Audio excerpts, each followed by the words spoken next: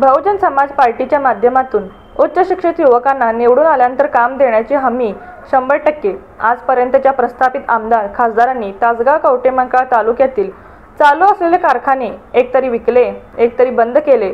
35 वर्ष सत्तेत असून मतदारसंघातील उच्च शिक्षित युवक बेरोजगार राहिले आहेत। ही परिस्थिती बदलण्यासाठी बहुजन समाज पार्टीचे हत्ती या चिन्हासमोरील बटन दाबून प्रचंड मतांनी विजयी करा, असे आवाहन डॉक्टर शंकरदादा माने यांनी मतदारांना केले।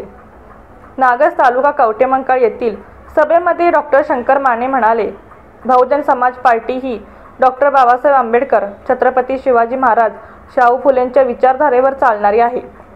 ना कोणती जात, ना कोणता धर्म, माणुसकीचे काम करणारी पार्टी आहे।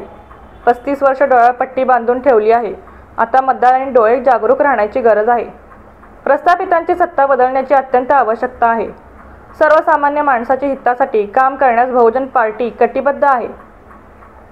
बहुजन समाज पार्टीचे अधिकृत उमेदवार डॉक्टर शंकरदादा माने हे 100 रुपये स्टॅम्प पेपरवर कोर्टाची नोटरी करून 100% सर्वांगीण विकास कामाची हमी देत आहेत।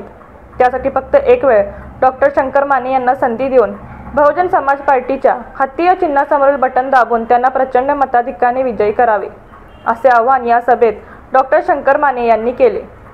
यावेळी बहुजन समाज पार्टीच्या महिला जिल्हा प्रमुख राखी शिंदे, प्रदेशाध्यक्ष शहाजी भाऊ केंगारे, कवठेमंकाळ तालुका अध्यक्ष संतोष वानखडे, गौरव लोंढे, युवा तालुका अध्यक्ष शुभम चव्हाण यांच्यासह ग्रामस्थ मतदार मोठ्या संख्येने उपस्थित होते।